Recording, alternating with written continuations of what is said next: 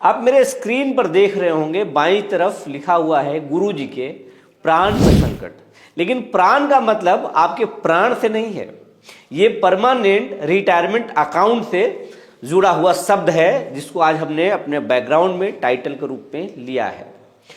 हम बात कर रहे हैं कि विशिष्ट शिक्षक बिहार में करीब 2,67,000 हैं और इन शिक्षकों के वेतन पर इस बार विलंब हो सकता है क्योंकि प्राण में पेच फंसा हुआ है।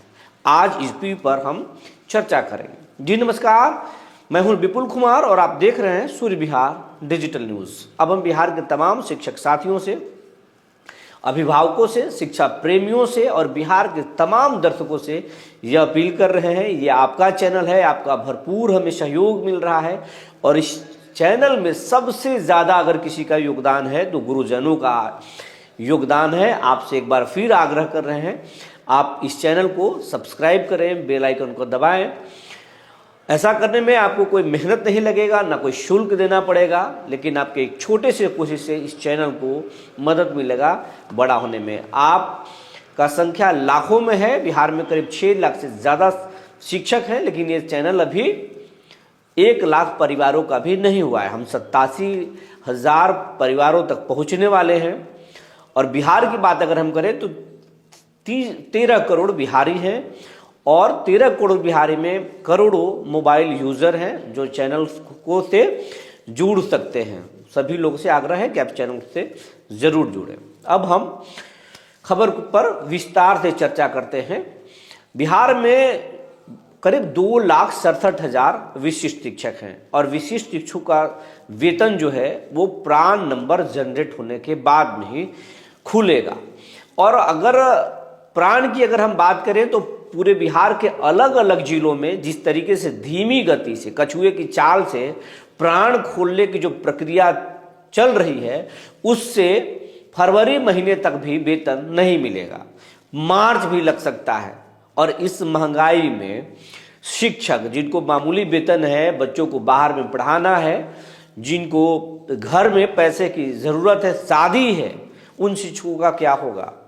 वैसे जो स्कूल के हेडमास्टर हैं वो अपने पैकेट से, जेब से, कुछ शिक्षक तो कर्ज लेकर भी स्कूल में एमडीएम योजना का संचालन कर रहे हैं, क्योंकि जो शिक्षा विभाग के जो डीपीओ साहब हैं वो डराते हैं खाना तो खिलाना ही पड़ेगा, नहीं खिलाएंगे तो साबुन से हाथ धोए कि नहीं बच्चे, इसका जांच करके आपको हम सस्पेंड कर देंगे। और कई तरह के बहाने हैं, नॉर्म्स हैं, जिसके आधार पर आपको वो सस्पेंड कर सकते हैं। और यही डरा डरा कर शिक्षकों से बकाये के पैसे से, हेडमास्टर से एमडीएम योजना का संचालन कराया जा रहा है। और शिक्षकों की हालत तो और खराब है।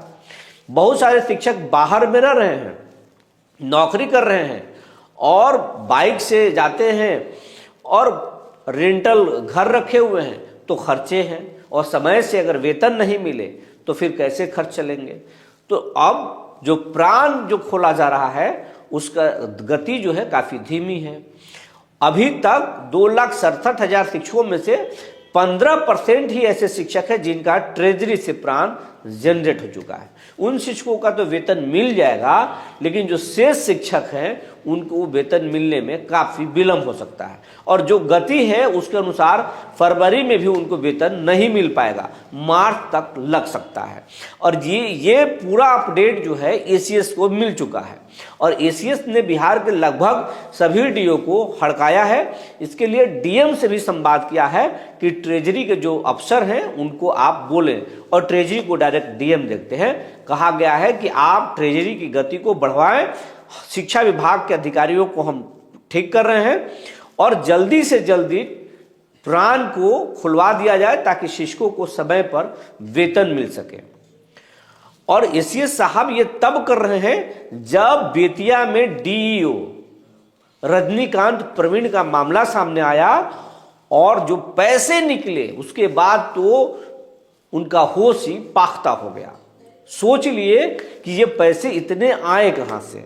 ये तो शिक्षकों को रुलाया जाता है, सिस्टम में बैठे लोग, और वहां से जो डायरी मिली है शिक्षकों को परेशान किया जाता है, हेडमास्टरों को परेशान किया जाता है, उनकी कमी ढूंढ ली जाती है उनके नियुक्ति पत्र से, या कई ऐसे सोर्सेस हैं जिनके माध्यम से एक एक कमियों को ढूंढ लिया जाता है और उन कमियों को ढूंढने के बाद में उनको एक शोकॉज का लेटर थमाया जाता है और फिर शुरू होती है खेल।